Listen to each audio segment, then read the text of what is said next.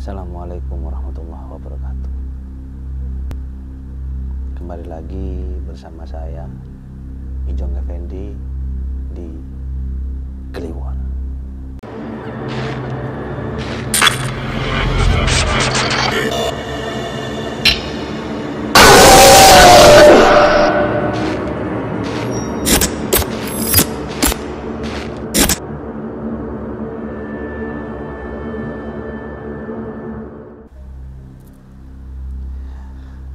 Hari ini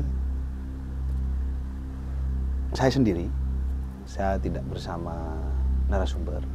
Saya di sini ingin menceritakan kebetulan kemarin waktu saya buka IG-nya Makan Hati Official, ada DM masuk. Salah satu dari teman-teman Kliwon nge-DM, dia punya cerita yang mau diceritakan. Saya sempat bilang, kenapa nggak sekalian kita undang, kita ngobrol bareng. Katanya beliau bilangnya bukan tidak bersedia, cuman karena mungkin ada kesibukan dan lain sebagainya. Jadi beliau juga mengirimkan ceritanya lewat email, yaitu di email kita. Dia email, sebenarnya saya perlu mikir bukan cuma 2 kali 4 kali untuk menceritakan ini, karena cerita ini bikin saya nggak bisa tidur 3 hari 3 malam.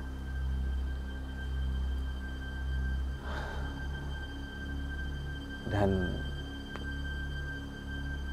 saya mencoba untuk menceritakan ini biar teman-teman juga paham, karena saya juga sudah dapat izin dari si yang mengalami. Kita sebut saja namanya Doni. Jadi ceritanya seperti ini. Berawal itu Doni waktu itu waktu dia sekitar umur 11 tahun. Dia ada di tempat di luar Madura. Saya tidak bisa menyebutkan nama tempatnya, nama desanya, karena beliau juga bilang untuk dirahasiakan. Jadi dia bercerita tentang apa yang pernah dialami waktu dia masih umur 11 tahun. Waktu itu dia ada acara pramuka. Biasalah pramuka, kemah. Kalau bahasanya nggak salah itu jambore, ya. Dia di sekolahnya dulu ikut jambore. Waktu itu jamborenya hari Kamis, tepatnya di hari Kamis, 3 hari, hari Minggu pulang. Seperti halnya biasa, teman-teman biasa di jambore ada kegiatan ini itu dan lain sebagainya. Hari pertama masih tidak ada apa-apa,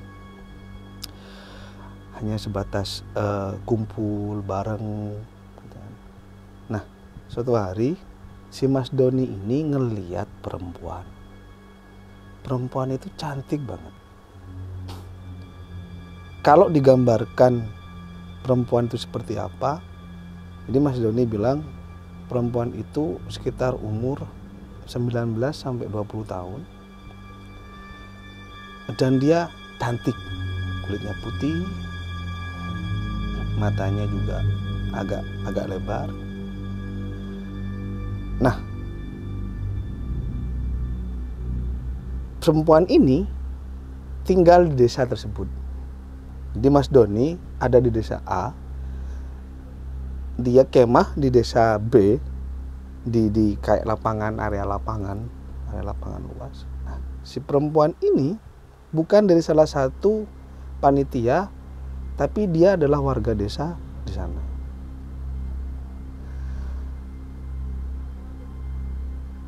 Perempuan ini sangat friendly atau welcome lah dengan keadaan sekitar itu. Pas hari pertama, perempuan itu juga membantu di area perkemahan itu, membantu memasak atau membantu sekedar merapikan something, merapikan sesuatu. Kata Mas Doni, awalnya tidak ada apa-apa, tidak ada hal yang membuat dia takut atau apa, enggak ada.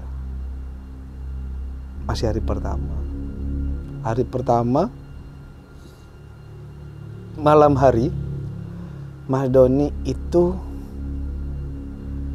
pergi ke kamar mandi. Kebetulan tanah lapang itu ada beberapa rumah. Di dekat tanah lapang itu 1 atau 2 rumah yang ada di dekat tanah lapang itu, dan di situ ditempatkan untuk teman-teman pramuka itu mandi. Jadi Mas Doni itu sama ketiga temennya dia jalan menuju kamar mandi. Nah, tiba-tiba melihat Mbak ini gitu. Melihat Mbak ini, dia ada di sebelah kamar mandi yang biasa ditempati teman-teman pada saat pramuka itu mandi. Karena tidak ada pikiran apa-apa, nah, Mas Doni ini nyapa, "Mbak, monggo." Jadi kamar mandi itu ada 2. Ada bilik kamar mandi ada 2. Kebetulan kamar mandinya ada di 2 rumah. Di 1. Nah, 3 orang ini sama-sama masuk. Jadi Mas Doni ini sendirian, si 2 orang temannya ini tetap sendirian juga. Berdua. Karena keadaannya gelap katanya. Nah, pada saat di dalam kamar mandi, Mas Doni ini mendengar sesuatu kayak orang lagi bicara, cuman bahasanya beda. Entah bahasanya dibilang Jawa bukan, dibilang bahasa-bahasa yang lain juga bukan, tapi bahasanya beda. Nah, pada saat itu si Mas Doni ini ke kamar mandi, kan dia ingin buang air kecil. Dia sembari samar-samar mendengar suara itu.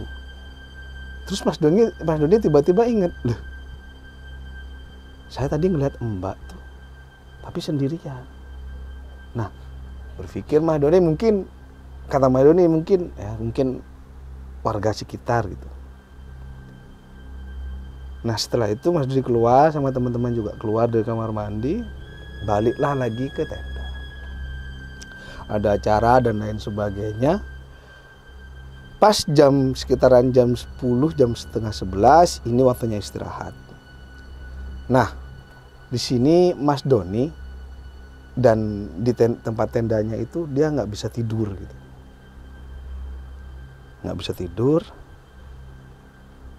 Mas Doni ini memberanikan diri ada di depan tenda.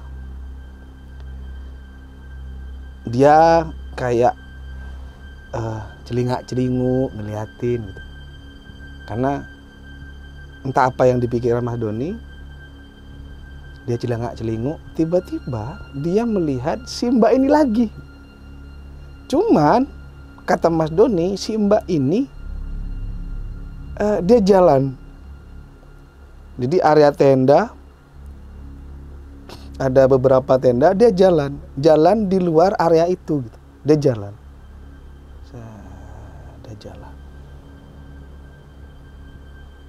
Yang bikin kaget si Mas Doni ini, tiba-tiba si Mbaknya ini ngadep terus senyum gitu.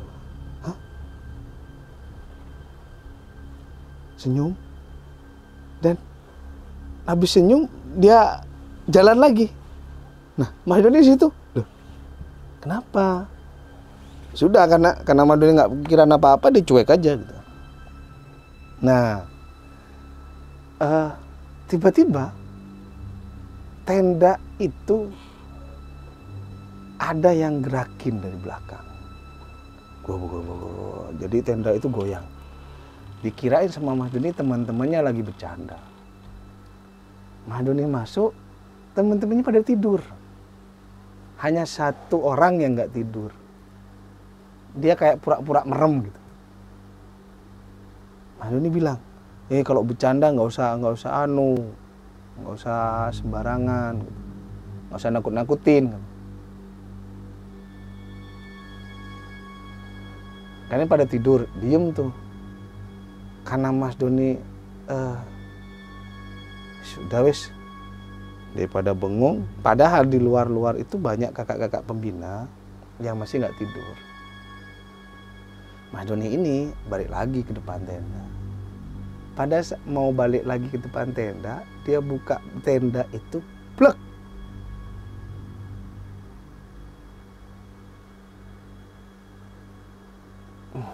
Ini bulu kuduk saya berinding. Pas depan tenda, Mas Doni ngelihat pocong wajah. Jadi ini tenda. Mas Doni mau keluar, mau buka tenda itu, tak tiba-tiba ini pocong wajah hadap-hadapan. Di situ Mas Doni langsung nggak bisa ngapa-ngapain. Dia mau teriak nggak bisa, dia mau bentar.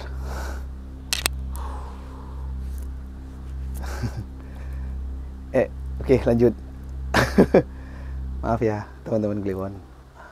Ini nih kenapa saya bilang tadi di awal saya mikir banyak kali untuk menceritakan ini, karena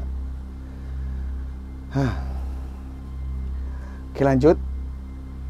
Mas Doni ini tiba-tiba nggak sadarkan diri.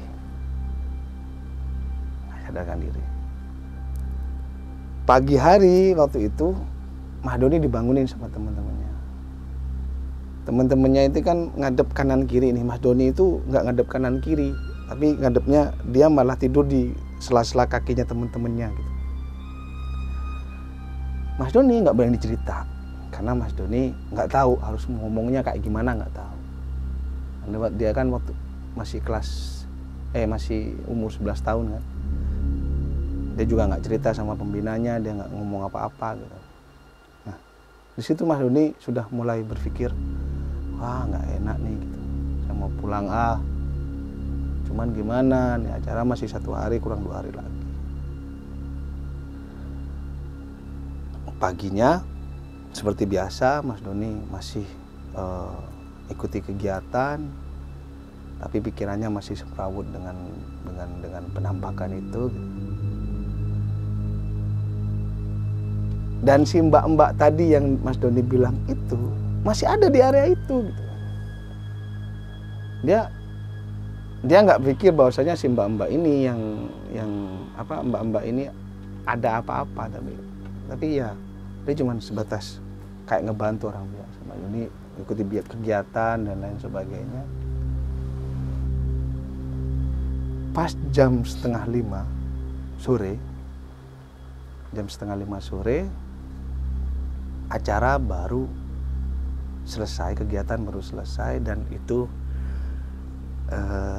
jam waktu isoma.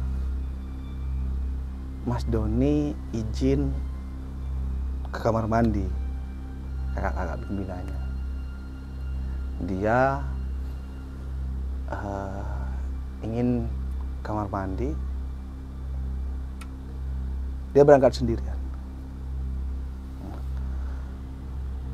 Anehnya pada saat dia jalan menuju ke kamar mandi, ini di kamar mandi ini ketemu lagi nih sama mbak-mbak yang biasa ngebantu itu, orang kampung di sana. Mas Doni mau nyapa, si Mbak ini tiba-tiba senyum gitu. Senyum. Mas Doni tanpa berpikirkan yang aneh-aneh, dia juga senyum. Habis itu Mas Doni ini kan ke kamar mandi tuh. Nah, jam dia sakit perut, dia buka, dia ya nggak perlu saya jelaskan ya, orang sakit perut kayak gimana, orang mau buang air besar kayak gimana. Di kamar mandi, pada saat dia mau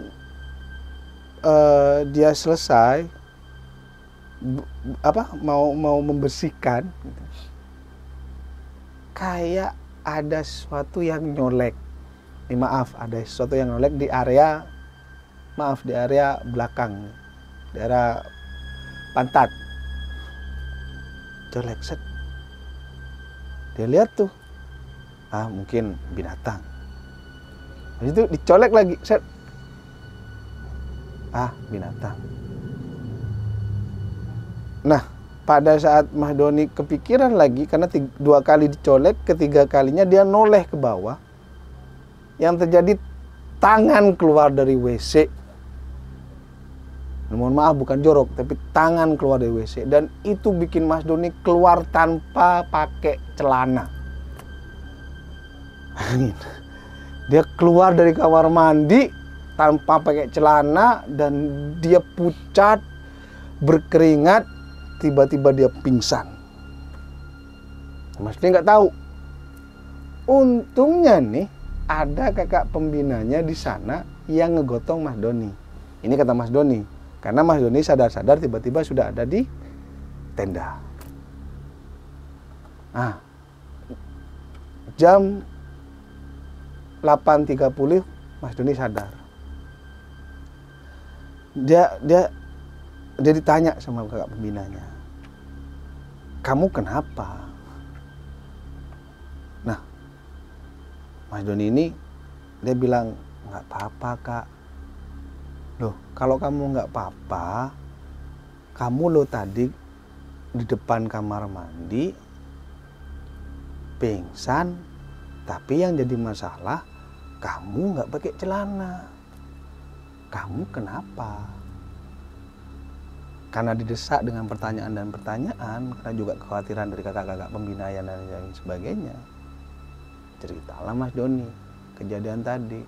Dan dia juga menceritakan kejadian yang waktu malam pertama dia di tenda.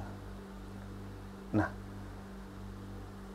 ini tanggapannya si kakak pembina, "Oh ya sudah, kamu nggak apa-apa, ya wes, kamu banyak-banyak doa aja, jangan pikiran kosong." Kakak pembinanya mencoba untuk menenangkan si Doni, karena mau pulang juga agak lumayan jauh, dan itu sendiri nggak mungkin gitu kan. Nah, malam itu kebetulan juga ada penjelajahan malam.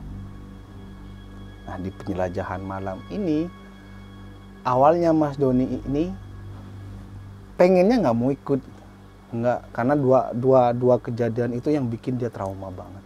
Pertama, ketemu dengan pocong itu, tatapan muka dengan muka. Kedua, tangan yang keluar dari WC ini sudah membuat dia kacau gitu kan.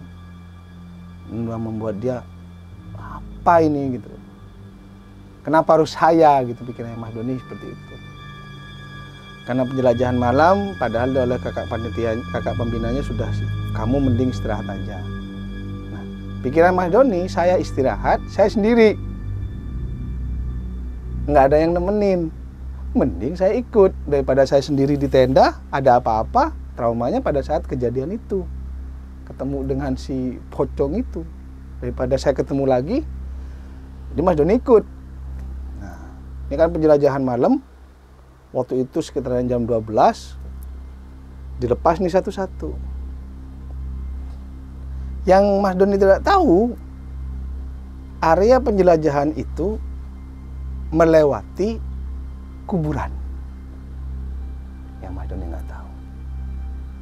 Nah, dilepas nih satu-satu kan. pas satu-satu. Giliran Mas Doni nih. Anda kan ada pos per pos. Pada saat jalan Mas Doni sudah was-was, sudah nggak tahu dia harus kayak gimana. Dia cuma memberanikan diri, dia banyak sholawat, dia banyak berdoa, semoga tidak ada apa-apa. Dari pemberangkatan menuju pos pertama, Mas Doni di situ ngomong dia melihat sekelebatan. Lihat keselebatan, saya jalan. Mas Doni tidak menghiraukan itu, dia pikir sudahlah. Karena kalau dia sampai noleh, takutnya kejadian sama seperti di tenda itu. Sampai pos pertama, lanjut ke pos kedua. Nah, di pos pertama ke pos kedua ini baik-baik saja. Mas Doni bilang di situ dia mendengar suara-suara gitu, kayak suara entah ya, mungkin suara burung kata Mas Doni. Cuman Mas Doni di situ yang menceritakan katanya entah itu suara burung, entah itu suara apa, dia nggak paham karena pikirannya sudah kacau gitu kan. Dari pos 2 ke pos 3 sama. Jadi ini sendirian nih. Nah, dari pos 3 ke pos terakhir ini area melewati kuburan. Jadi itu kuburan, tapi tidak melewati dalam kuburan, tapi areanya saja di luar pemakaman umum itu. Waktu itu banyak semak-semak. Nah, pada saat dari pos 3 ke pos terakhir, Mas Doni sudah mulai berat jalannya. Kakinya sudah mulai berat untuk melangkah. Waktu itu sebenarnya banyak sih dikumpulkan di pos 4. Cuman entah kenapa Mas Doni ini dilepasnya satu-satu gitu. Yang lainnya dilepas dua-dua karena area kuburan. Nah, Mas Doni ini satu. Karena satunya nggak cepet datang. Gitu. Teman yang satunya nggak cepet datang. Tapi Mas Doni jadi dia mau nggak mau harus berangkat satu-satu karena waktunya juga sudah malam. Berangkat dia satu jalan. Badannya sudah mulai rasa berat, dia tiba-tiba kayak mulai pusing. Nah, tanpa sengaja Mas Doni noleh ke arah kuburan. Dia noleh, plak. Jarak sekitar 10 meteran, 10 meter dari pandangan dia, Mas Doni ngelihat mbak-mbak yang biasa ngebantu di area perkemahan. Nah, si mbak-mbak ini dia lagi duduk di depan kuburan.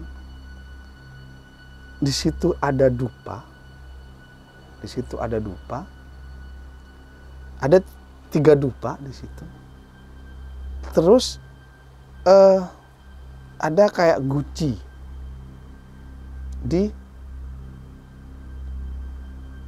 di atas kuburan itu. Karena Mas Doni ini nggak tahu apa ya, tiba-tiba kayak penasaran gitu. Dia mulai agak sedikit, yang awalnya jarak pandang itu 10 meter, dia agak maju sedikit tuh. Perkiraan 7 sampai 6 meteran jarak pandangnya dari 10 meter. Ini si mbak-mbak tiba-tiba berdiri. Ini posisinya gini, di Mas Doni itu ya. Dia berdiri, cuman ketutupan kayak semak-semak gitu. Ini mbaknya, tapi ngebelakangi si Mas Doni ini. Ini saya sudah keringetan ini. Makanya saya berpikir kalau cerita ini agak sedikit gimana gitu. Cuman karena Mas Doni ini sudah email dan sudah ngasih, saya mau tidak mau harus menceritakan ini. Dia buka tuh semua, pokoknya yang melekat di badannya dibuka. Nah, tiba-tiba dia kayak nari. Yang jadi perhatian Mas Doni sebenarnya bukan si mbak-mbak ini. Yang jadi perhatian Mas Doni adalah apa yang diinjak sama mbak-mbak ini. Dan ternyata yang diinjak sama mbak-mbak ini adalah Al-Quran. Jadi ada Al-Quran, lembaran Al-Quran itu kayak dia dijadikan alas gitu. Disobek-sobek dijadikan alas di situ. Dia narik di situ. Nari. Dia ngelihat kan. Saking dia nggak tahu harus kayak gimana. Karena nih si Mbak ini dia kayak muterin kuburan itu. Kuburan itu kalau nggak salah masih baru. Karena beda dengan kuburan-kuburan yang lain. Oke, bentar guys.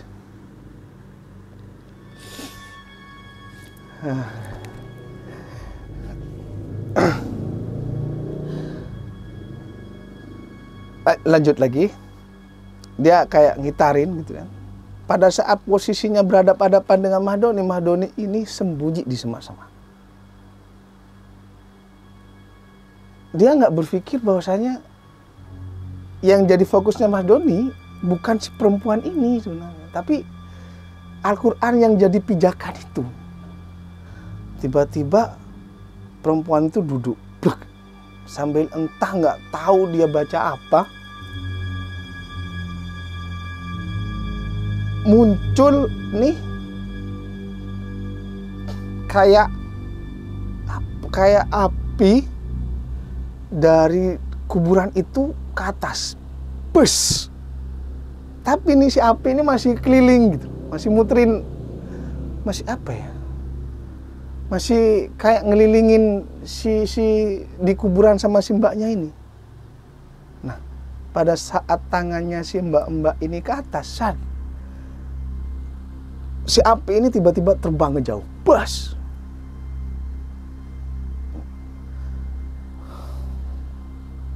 Si Mahdoni ini masih tetap dia nggak tahu harus kayak gimana. Nah, Mahdoni ini tiba-tiba kayak nginjak ranting tuh. Kalau nginjak ranting kan pasti bunyi kretek, krak. Si mbak ini noleh, plus. Mahdoni nggak tahu harus kayak gimana. Dia mencoba menyembunyikan dirinya, tapi dia sambil ngelirik. Untungnya si mbak-mbak ini dia nggak nyamperin bunyi itu. Dia masih tetap dia noleh gitu kan. Dan habis noleh dia balik lagi. Masih tetap dengan ritualnya. Kalau itu Mas Doni nggak tahu kalau itu ritual. Kalau bahasa sekarangnya kan dengan ritualnya. Tiba-tiba di belakangnya Mas Doni ini ada yang nepuk. Mahdoni mau teriak langsung ditutup mukanya.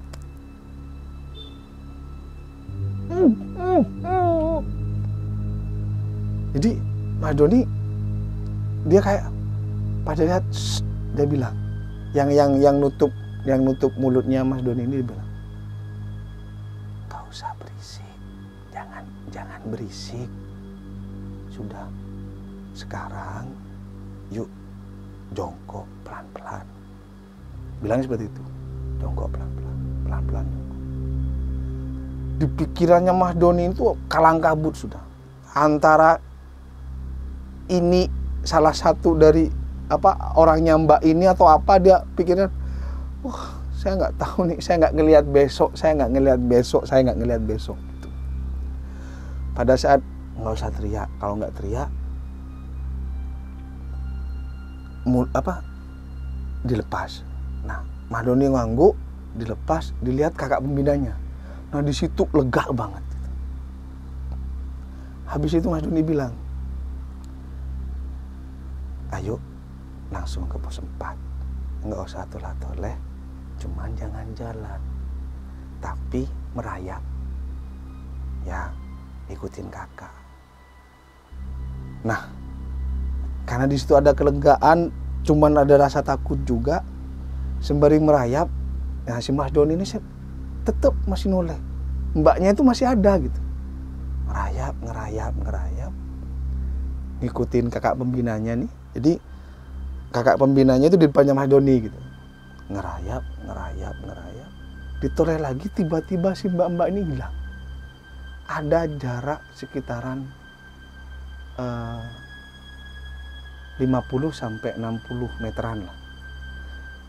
Hilang, di situ karena terasa aman, bangun, jadi jalan biasa. Nah tapi Mas Doni di situ nggak jalan biasa, dia lari gitu. Tapi untungnya nggak bersuara, dia lari. Nah pada saat itu tuh, ini kan nggak terasa sudah hampir subuh. Mas Doni selama setelah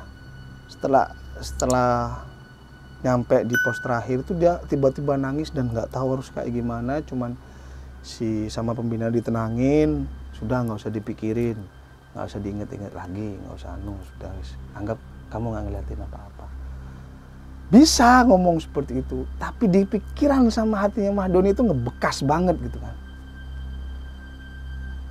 Bayangin perempuan yang biasa senyum dengan dia, perempuan yang biasa ngebantu di situ, tiba-tiba melakukan sesuatu yang di luar nalar kepalanya dia sampai nggak tahu harus kayak gimana. Paginya setelah istirahat, setelah ada acara siang Mas Doni packing semuanya sudah rapi, dia mau pulang tuh. Nah ini si tiba-tiba mbak-mbaknya ini tiba-tiba yang biasa ngebantu dan semalam dilihat Mas Doni sedang melakukan ritual itu, dia natap Mas Doni ini dari kejauhan gitu. Dia ngelihat yang awalnya tersenyum, si mbak-mbak ini dia ngelihatnya nggak ada senyum, sedikit pun nggak ada senyum. Dia kayak ngelihat seperti ini.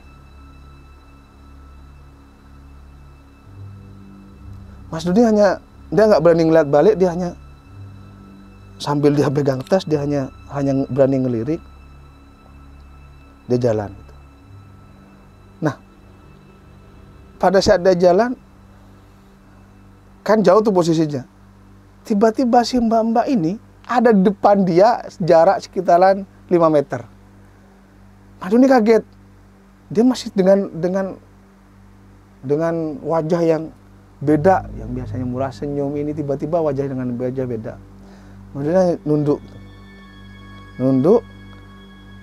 Waktu itu Mas Doni bilang dia naik ke atas truk, karena semuanya pakai truk gitu kan.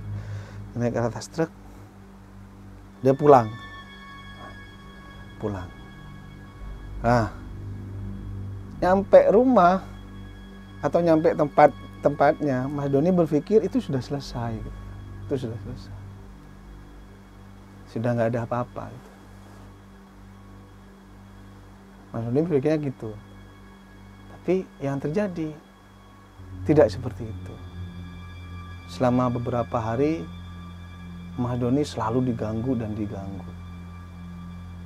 Pertama si pocong itu, yang kedua suara-suara, yang ketiga tiba-tiba mendengar suara dari melihat mbak-mbak itu, padahal desanya sudah berjauhan.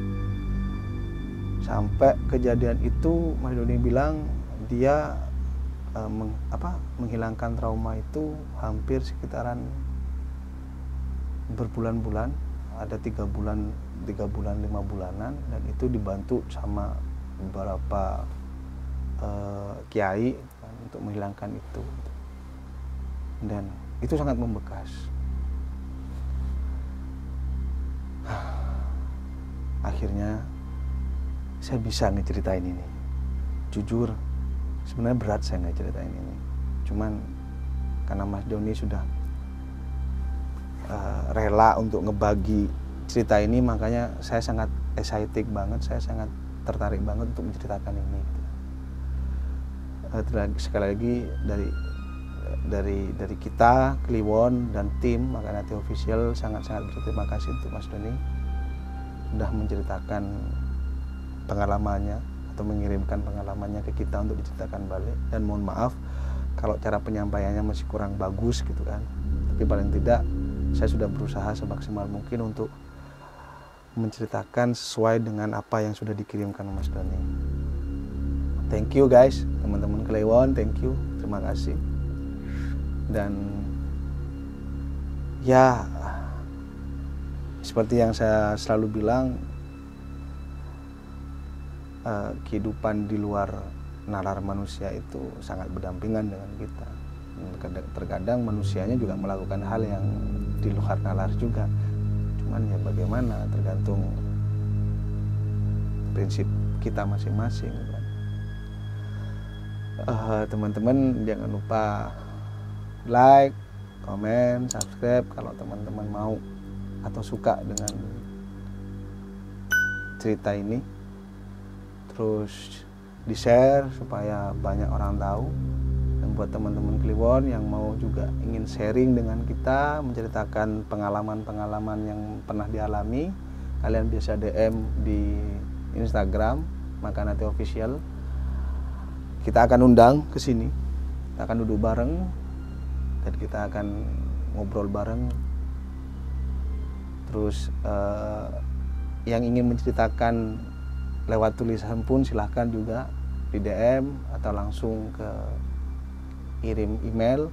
Kalian bisa lihat di Makanati Official, di YouTube Makanati Official itu sudah ada email kita. Nanti saya juga akan cantumkan di sini ya. Oke, thank you karena sudah nggak skip. Terima kasih sudah nemenin saya. Akhir kata,